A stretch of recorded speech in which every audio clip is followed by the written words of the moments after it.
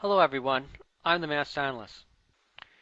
Now I'm not going to tell you whether or not I think Brett did indeed file the DMCA's. Brett swears that he didn't. He says that he not only says that he didn't file the DMCA's, he made a video showing that anybody could send in a DMCA under anybody else's name and get anybody else accused of filing a false DMCA.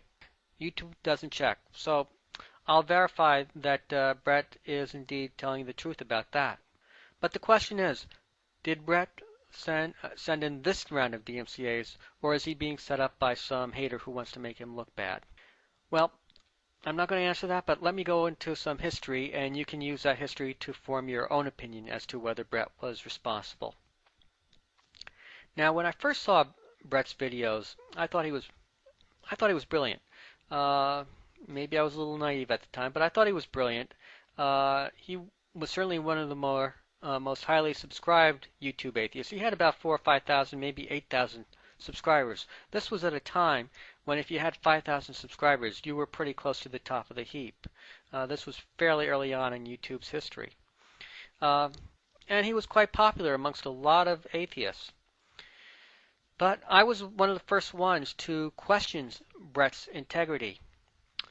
There was an incident between him and Fake Sagan, who at that time was posting under the name of Hardcase Owns You. Brett mischaracterized Hardcase's video. Fake Sagan pwned Brett. He raised a number of interesting and valid points. And Brett made it look like Fake Sagan was just a troll who was making fun of Brett's appearance. I'd watched Fake Sagan's video and I knew Brett was not telling the truth. That was the first incident that told me, hey, there might be something bad news about Brett. Another thing that kind of pissed me off is that he would make videos criticizing people, and sometimes if he didn't like you, he would block you. So he might criticize you, he might twist your words, he might put words in your mouth, and you couldn't comment on that particular video. But the thing that really got me riled up was the plagiarism incident. Now, the first person to accuse Brett of plagiarism was Judalicious. Now, if any of you watched Tommy from the Bronx's recent video, Tommy from the Bronx verifies something that Brett is claiming. Brett is claiming that Judalicious had called him a pedophile, and because of this, she was just a troll, and he's implying, I'm not sure if he's actually said it, but he's kind of poo-pooing the plagiarism accusations because the implication is, hey, this is just a troll who called me a pedo. How can you believe her? And Tommy from the Bronx has said, yes, indeed, Brett, I remember. Well, let me tell you, I will vouch that what Tommy from the Bronx and Brett are saying is true. She did indeed call him a pedophile. But that's only part of the story. I believe this occurred after the plagiarism incident, which I'll get into in a second, and after he called her a fat cow. I think it was inexcusable for her to call him a pedophile, and a number of people called her out on the carpet for that, and she very quickly apologized. She quickly withdrew the comment and apologized. But now Brett is using this incident, this comment, as a way of trying to distract people from the plagiarism charge in order to discredit the plagiarism charge. Now, people are accusing Brett of having filed false DMCA's in the past. And as far as I can tell, I don't think Brett did file false DMCA's in the past. I don't think he did file DMCA's in the past. I could be wrong. But I don't remember him filing any DMCA's. In fact, a year ago, I made a video in which I said, hey, I think enough time has passed. Let Brett have a second chance. Let him come back under a new account. I think enough time has passed. And one of the things I said in that video a year ago, which is closer in time than now, obviously, is that he didn't file any false DMCA's, and that is the cardinal sin. However, there's always a however. There's always a however or a but when I'm talking about Brett. However, even though he himself didn't file false DMCA's, he pulled kind of a slick maneuver. he was friends with another YouTuber named Firefly515, and he made a video in which he signed over, or Firefly made the video. I don't remember who made the video, but in any case, Brett signed over the copyright of his videos to Firefly515, so that either they shared the copyright of the videos or he gave the copyright to the videos that he made to Firefly515. And that kind of was clever on his part, because what happened is Firefly515 now is in the position of sending out DMCAs to Brett's enemies, and Brett wouldn't have to take the heat because he could say, hey, my hands are clean. I didn't send out any DMCAs. Now, I was able to refresh my memory to some extent of this incident because I made a video about Firefly515's threats to DMCA other people. Did Firefly actually file any DMCAs against videos that were using Brett's clips from his videos? I'm not 100% sure, but I'm 99% sure he did. What I do know is this. He did send out DMCAs. Some of those DMCAs probably involved people using clips from his own videos, but I think a few of them were videos that used clips by Brett.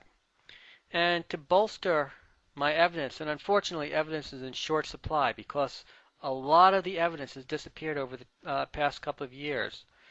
But Jesus Freak 777 made a video responding to Firefly515's threat to DMCA videos using his clips or clips from Brett's video. So Firefly515 definitely did make a threat that he would file DMCAs against people who were using clips from Brett's videos in ways that Brett didn't particularly care for. Also, I was able to find out one other video by a troll who used the name Brett's Dead Mother. Now that's an atrocious username. Absolutely atrocious username. The reason I think he chose this username is not just to goad Brett, although I'm sure it did, but because Brett seemed to tell seemingly contradictory stories about his mother. But that troll was saying that Firefly did indeed DMCA a video that used Brett's material. So take that for what it's worth. My own memory, I remember vaguely Firefly DMCAing people who use Brett's videos, but I can't say with 100% certainty.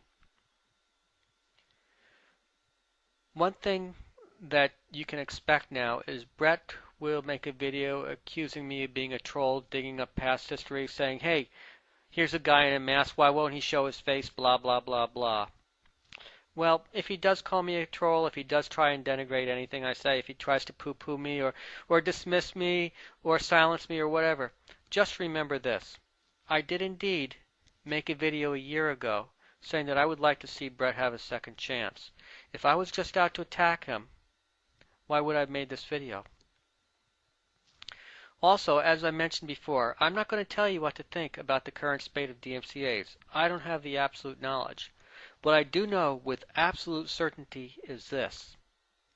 If somebody had used my name and signed it to a false DMCA, not only would I deny that I was behind it, I would be making a video vigorously and vociferously denouncing whoever it was that sent in the DMCA in my name.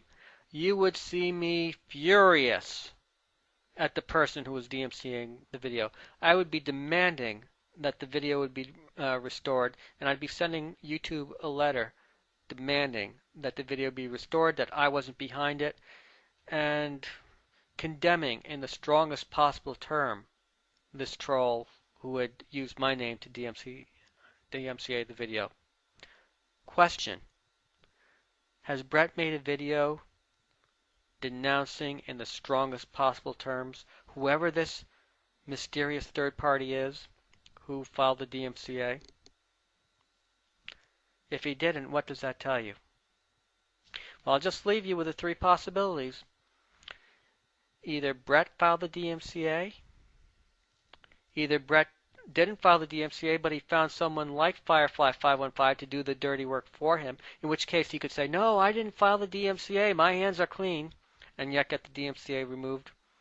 Or somebody who's out to frame Brett, make him look bad. And why isn't Brett, or if he hasn't made a video loudly condemning this person, why hasn't he? Why wouldn't he show his outrage at a troll who was trying to make him look bad? I leave these questions up to you.